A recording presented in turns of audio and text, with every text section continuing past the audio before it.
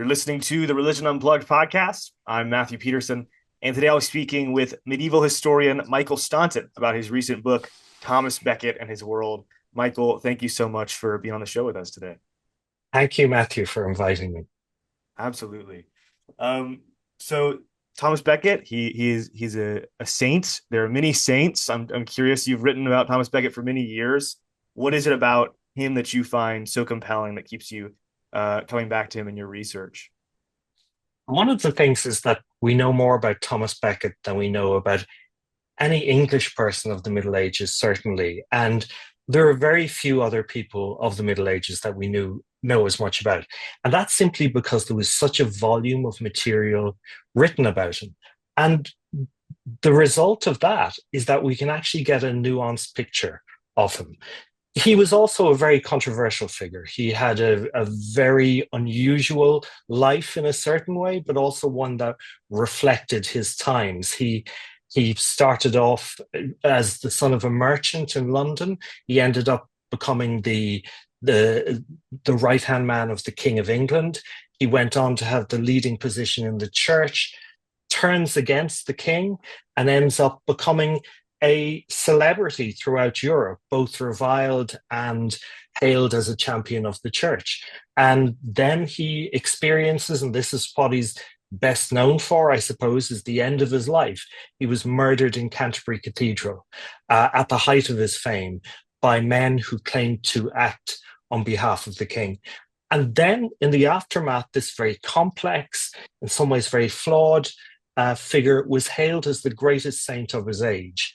And there are more miracles recorded of Thomas Becket than of any other saint, apart from the Virgin Mary in the Middle Ages. So he was somebody who was central to the life in England of the time. He was an unusual figure. And he was also somebody who people have told the story over and over again. Even the setting for Canterbury Tales is a pilgrimage to Thomas Becket's tomb. He becomes a controversial figure again with Henry VIII and the Reformation. He suppresses the cult of Thomas. And ever since then, people have talked about him and they've never really come to a conclusion about what was it that we can say made him tick? What was it that made him behave in this way as being an apparently worldly figure who then becomes this great champion of the church? Yeah, you're saying that there's way more written about him than hardly anybody else. Does that even include royalty and other similar archbishops? And why is that the case? Why is there so much writing? So I think it was partly just the excitement of the story and the shock of his murder, because he was murdered in Canterbury Cathedral, which was the most important center of religion in England. He was murdered at the height of his fame. And this sent shockwaves throughout Europe. It wasn't just England. His fame spread throughout the Christian world. And so partly this was just a response to how do we make sense of this event? People considered it to be the most important event of their times, one of the most important events in Christian history. But it's also because he was such a complex figure and because he was criticized for so many people. He alienated so many people over the years. And people tried to make sense of how could this person be a martyr, as many were now claiming? How could he appear to intercede on behalf of people who prayed to him for cures when he had been criticized so much during his life, and when, in so many ways, he didn't seem like your perfect image of a saint? Yeah. No, that makes a lot of sense. And I think, to help contextualize everything, a big part of your book is that second half of the title, which is Thomas Becket and His World. Mhm. Can you, I found those were some of my most favorite parts of the book. And the most fascinating was learning about just how, I don't know, just how brutal and intense a lot of Mm. medieval society was. Can you sort of set the scene for the world that Thomas Becket was existing, working, worshiping in? Yeah, so Thomas Becket was born in London. He was a merchant's son. Both of his parents came from Normandy, so this was in the aftermath of the Norman conquest of England after 1066. So he was born around the year 1120, and so he was born into a reasonably well-off family, but he wasn't a noble, and that was something that in some way set him apart. England at this time is becoming a very important power in Europe.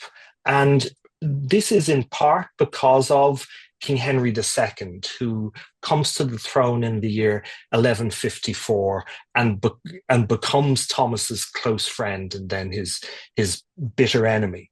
So this is the time when uh, kingship is developing, when kings are becoming more powerful.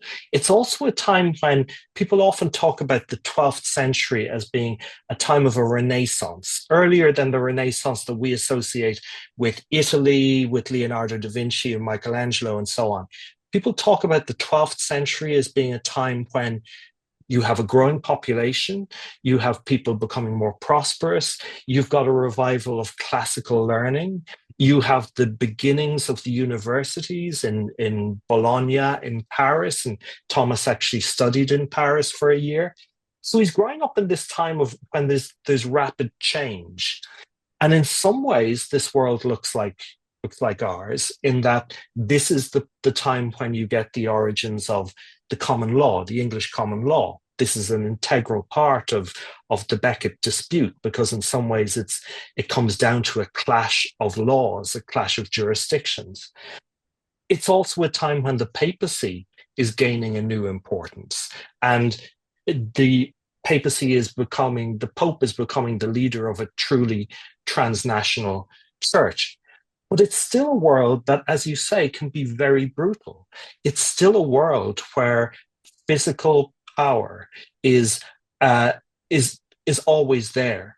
You see it through Thomas's life when he comes to clash with the king, and he's brought to trial, and he is threatened with physical violence by people at that time.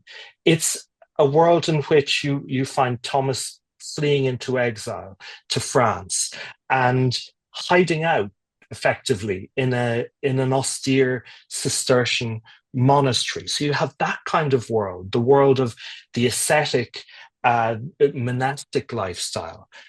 And that's going hand in hand. There's something of a revival of that ascetic monastic lifestyle, going hand in hand with the fact that, as I said, there is a new prosperity. You've got London is developing as a city. You've got greater communications with people traveling throughout Europe. Thomas Becket himself traveling a lot throughout Europe. So it's this strange combination of a world that, in some ways, we're getting signs of our own world coming through very strongly. But in some ways, it's very, very different, even in terms of things like worldview. And that's what I touch on in the book as well, about why was it that people believed that Thomas Becket was interceding on their behalf after his death? Why was it that you start to get such crowds of pilgrims coming to Canterbury that um, they talk about traffic jams trying to get there? Why were these issues of such importance to people, not just in England, but throughout Europe, where certain issues that might seem, quite minor, quite obscure matters of law, that these come to be the most important things in people's lives? Yeah, yeah, and I mean, there's a lot there that I think speaks to the I think an increased appreciation for the tangible things Mm, of the world, because there was money to now be spent and things like that, but there was still this tie to the actual very tactile, uh, violent sides of things. yeah. And you talk about how Beckett was very much a part of those worlds. Mm, I think there's a quote that says he fed on the winds and followed shadows. yeah. And how as a child, the history of him as a child is very different from other stories of other saints who, as Mm, children, were like these really gentle, you know, I don't know, very saintly children, frankly. mm. Can you talk about uh, how he's unique in that way Yeah. about the way he was before his conversion. Yeah. So there's really, when people look at Thomas Becket's life, they look at a turning point when he becomes Archbishop of Canterbury. But already before that, he'd had quite an interesting life. And it was a life that seemed to be going in a very specific direction. So, he goes to Paris, as I said, he gets an education there for a year, but then he drops out. And it doesn't seem that he was ever any great kind of intellectual. He comes back. He actually works as an accountant for a time for a financier in London. Then he joins the court of Archbishop Theobald, and this is his big break. The Archbishop of Canterbury. He becomes a clerk working for him. And in the Middle Ages, and the Latin term clericus, it means both cleric and it means clerk, or clerk, as we would say. So it's that kind of education that gives him, even though he didn't complete his degree, it gives him a leg up. So he joins he's working as an administrator effectively for the Archbishop. He enters clerical orders, but he's not a priest. He doesn't become a priest until the day before he becomes Archbishop. He's certainly not a monk. There's no sign of any deep religious devotion. And then when he's appointed by this new king, Henry II, he's appointed as his chancellor, royal chancellor. And this is an important administrative job. He's effectively the king's right-hand man, but he also absolutely embraces the secular life of the court. So they talk about how he had a pet wolf, how he would go on embassies, where he would have 6 wagons being pulled by horses. Each of these horses had a monkey, a sort of decorative monkey on top of his back. All of this kind of sense of extravagance, that he went fully for this lifestyle. He fought in battle. He never killed anybody, but apparently he unhorsed a very noble knight. So for all of these reasons, he seemed very much, in some ways, the last person to end up as being the champion of the church. And in fact, when he was told that he was going to be made archbishop, a couple of contemporary accounts are written, at least written after his murder. They say that he looked down at his clothes, his elegant clothes, and he said, "Do I look like the sort of person who should lead the church?" So in that way, he was part of that very vigorous world of the court. And that was the world that he then ended up setting himself against. Right. And it seems like he didn't fully divorce himself from the secular lifestyle when he became Mm. committed to the church. But what was distinct about his time as chancellor and as archbishop? How was he different? So something dramatic happened when he became archbishop, but to this day, nobody knows exactly what it was, and people have debated it over and over again. To his biographers who wrote after his murder, what they said was that when he became archbishop, he experienced the right hand of God. He was turned into a new man. So all of this is typical biblical imagery, Pauline imagery of conversion. But it's not necessarily that he had a Pauline conversion. He was never a persecutor of the church. He led quite a worldly life, but he was also in clerical orders. The other thing is that this inner transformation, if that's what it was, it didn't make itself obvious to anybody for some time at least. And his biographers again explain this by saying that he looked on the outside just the same, but within everything was different. So they said that he secretly put on a monastic habit underneath his archiepiscopal garb, and beneath that he wore a hair shirt which cut into his skin, mortified the flesh. Now the problem with this this kind of argument is, of course, that it's based on secrecy, it's based on concealment, it can't be proved or disproved. Certainly something happened because you can see him changing his attitude towards the king. You can see him changing his attitudes towards his new responsibilities. So he starts to see himself as being a champion of the church. Part of the reason why, you could say probably the main reason, why Henry appointed him as archbishop was that Henry wanted to bring in certain reforms, reforming the relationship between the crown and the church. And this is part of a general reform that Thomas has been actively involved in, bringing law and order to the kingdom after the weak rule of his predecessor, establishing a strong monarchy, going back to an earlier era when Henry II believed that monarchy had been much stronger. So he thinks that Thomas is going to help him to bring in a program of reform with the church.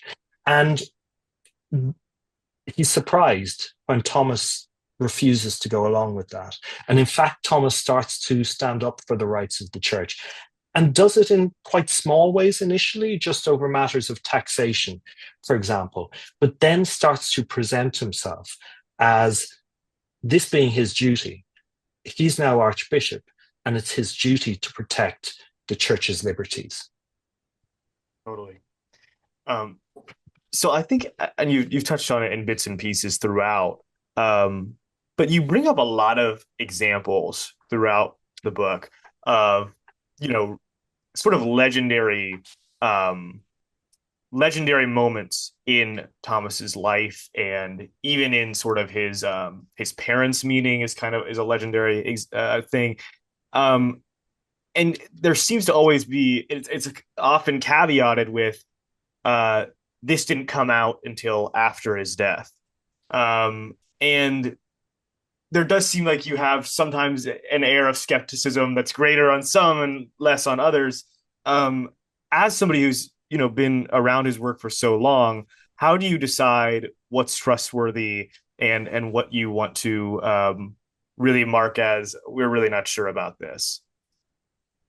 Yeah, it's an interesting thing, and it's something that I myself have never fully come to conclusion on, and I don't think anybody else has, and it's one of the pleasures of working on and reading about Thomas Becket, because there's so much material and you get so many different points of views.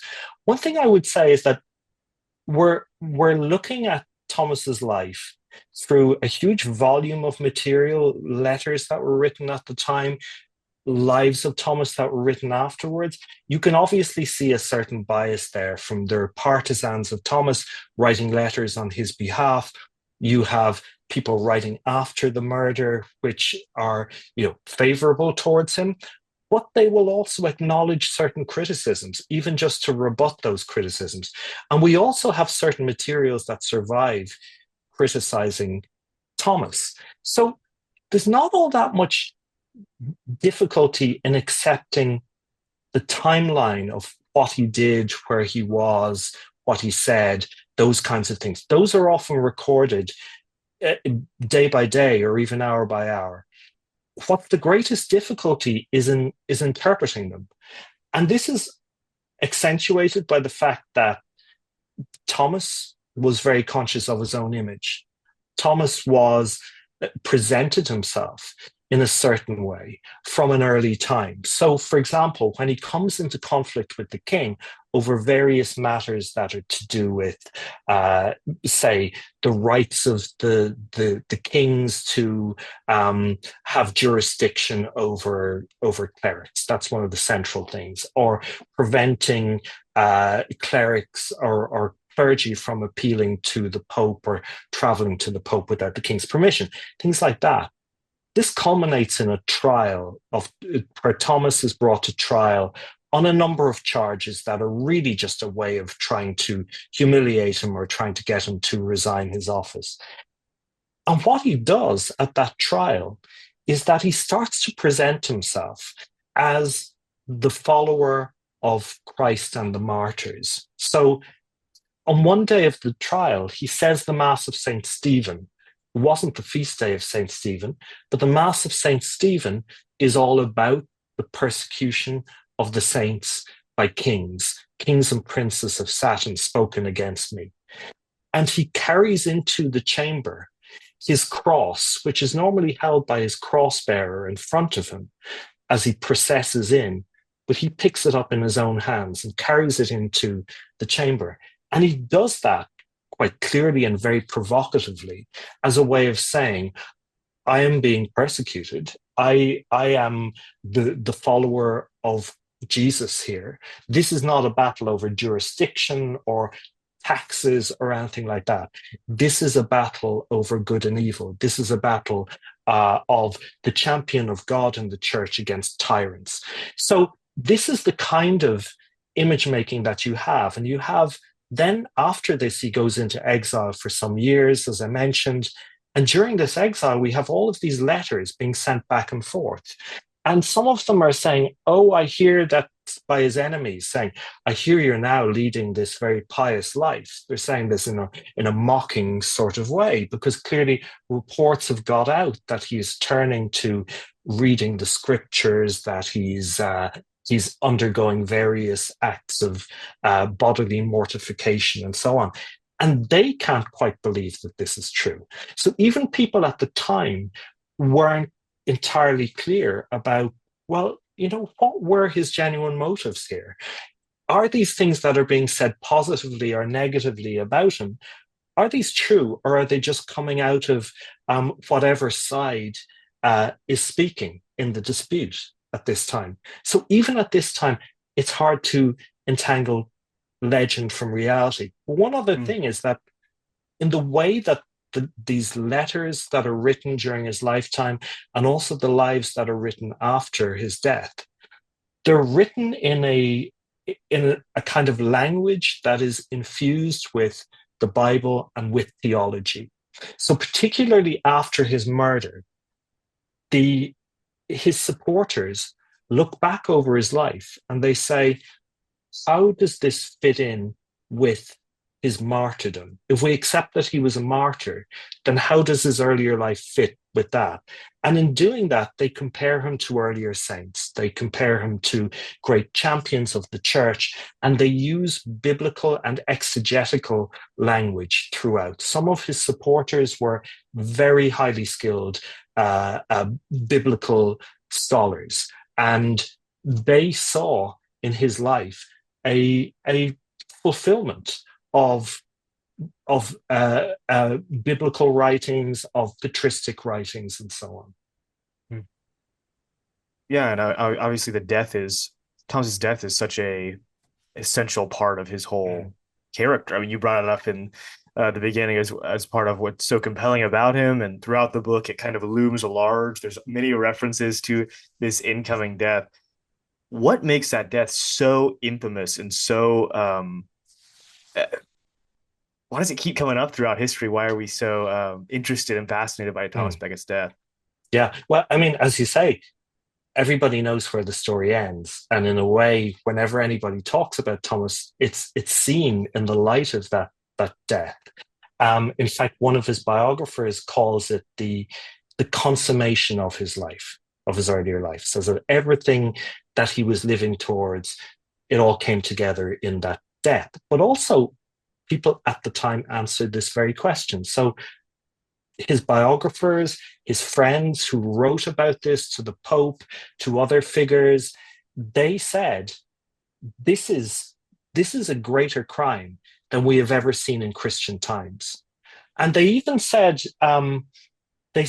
if we compare it to the crucifixion, in some ways it's even worse. They said that, for example, this occurred in the sanctuary of Canterbury Cathedral. He was killed in the holiest part of the Mother Church of England, as they call it. They say Jesus was killed outside the city. Says that he was killed by Christians. This is another thing. This is his own flock were responsible for killing him. So they make these kinds of claims, which, when you read them, you think, were they accused of being blasphemous? They're so over the top. But it does reflect a genuine sense of outrage at what had happened. And I think it was partly that he was so famous. I think it was partly that these were people who are claiming to act on behalf of the king. This is the other thing that's best known about Thomas Becket, apart from that he was murdered in the cathedral, were the words that were supposedly said by King Henry II in condemning him. He said, he was supposed to have said, "Who will rid me of this turbulent priest?" or "Who will rid me of this troublesome priest?" He actually said somewhat more interesting words. He said, this lowborn clerk who I invited into my court, who came to my court with a limping mule and a knapsack on his back. I raised him up from nothing. I made him the leading figure in my kingdom and then the leading figure in the church. And now he just kicks me in the teeth and nobody will avenge me. And various knights set out. So it was that fact as well, that he was seemingly, to some people, it looked like he had been executed at the command of his king and his former friend. There's also the fact that such things didn't happen in England. It was, as we were talking about earlier, it was a violent world. But 12th century England was a safer place than many other parts of Europe.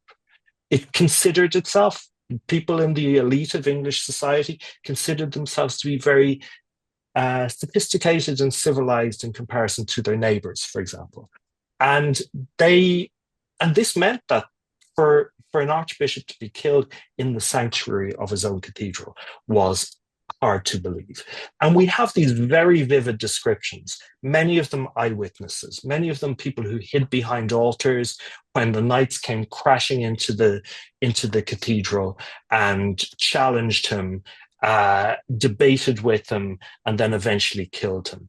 And there's even further question marks about what were they trying to do? What was Thomas thinking as he went through this? There's a question mark, for example, over, did the knights really intend to kill him, or did they try to arrest him? I think the evidence suggests that they tried to arrest him, but if you go bursting into a cathedral wearing full armor and with your swords drawn, things can happen. It's a question as to what was Thomas thinking in this. T.S. Eliot, in his play Murder in the Cathedral, he goes through the various temptations that Thomas faces. And one of them is the temptation, it's out of pride that Thomas will actually welcome this death for himself. And some people believe that Thomas wanted to be martyred, that this would be his final victory over the king. I don't think that's true. You can actually see from his letters, he was planning the following week. There was no sense of that. But certainly he stood his ground when he was there in the cathedral. There was a kind of a bravery to that. And some people, even who would be very critical of Thomas, they will say, well, at least in his last moments, he proved himself.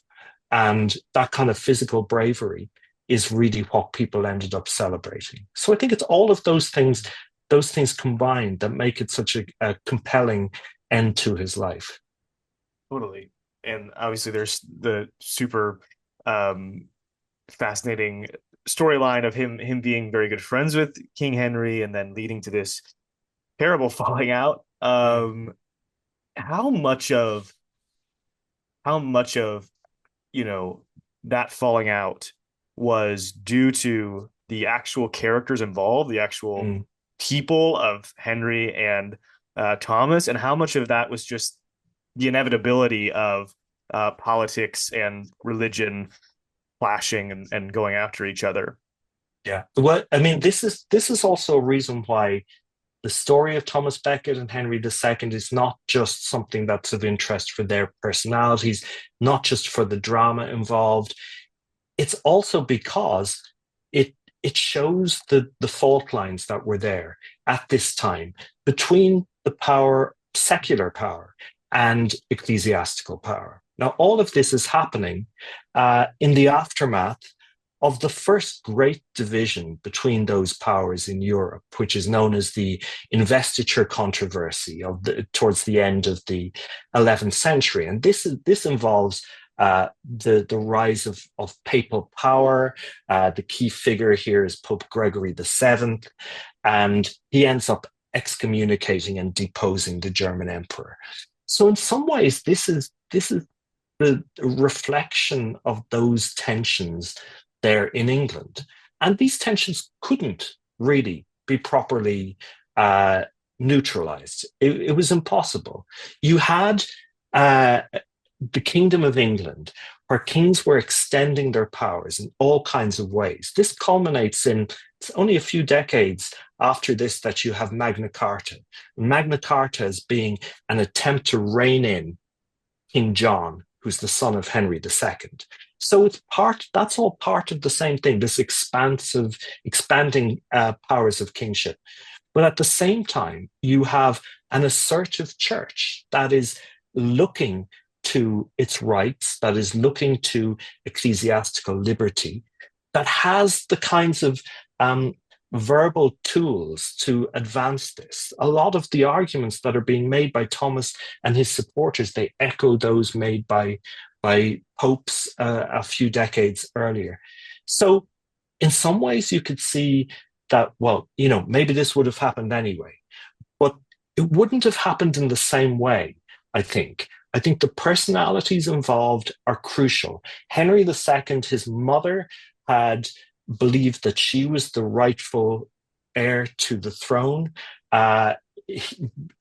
Henry's grandfather was called Henry I, and his mother, Matilda, claimed that it was she who should succeed, but didn't. So he had this constant resentment against this. He always wanted to build up the power of the king, of the crown. Thomas, again, even his contemporaries, people within the church, for example, the Bishop of London, who ended up as one of his greatest enemies, he said, we all basically agree with you. We agree with you about the liberties of the church. The problem is the way you're going about it, that you are not, you have to give ground. We can stand for principles, but sometimes the better way of dealing with the king is to say, okay, I'll accept that for the time being. And then we'll come back to it and we'll challenge you again. So I do think that these personalities really gave it its character. But one of the fascinations of the story is that it's bringing out these basic questions about church and state. And it's no coincidence that it was King Henry VIII, some centuries later, who suppressed the cult of St. Thomas, who declared there's nothing in this man who is a saint, because in some ways he was the successor to Henry II in his policies. Mm. Yeah, and I want to end on the question of legacy. You know, he lived an eccentric life. He had an eccentric death. And how did Thomas Becket shape the modern church and the nation of England? I think, some of those people, some of his supporters in the decades after Becket's murder, what they said was, Thomas has been hailed as a saint, but has his cause really triumphed?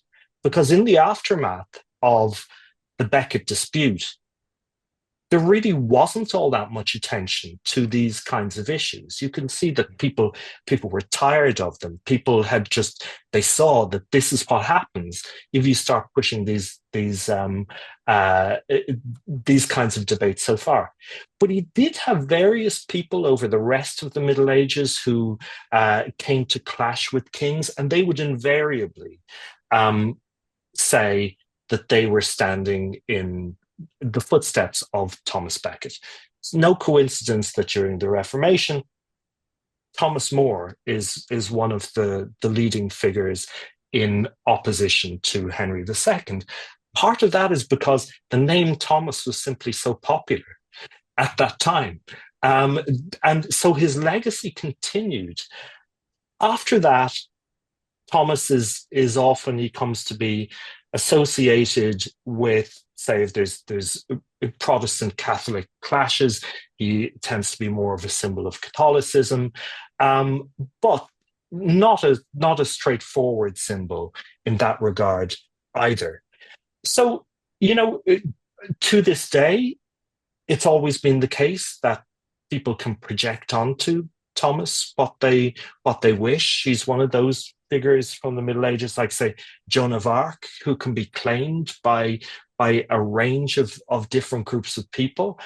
Some are interested in him simply because of the personal story. Some are interested in him because of what he symbolizes, but people often differ as to what they believe he symbolizes. Mm. Yeah, that makes a lot of sense. Well, Michael, thank you so much for being on the show. Everybody, that is Michael Staunton. His book is Thomas Becket and His World. You can find access to that book in the show notes. Thanks so much for being on. Thank you, Matthew.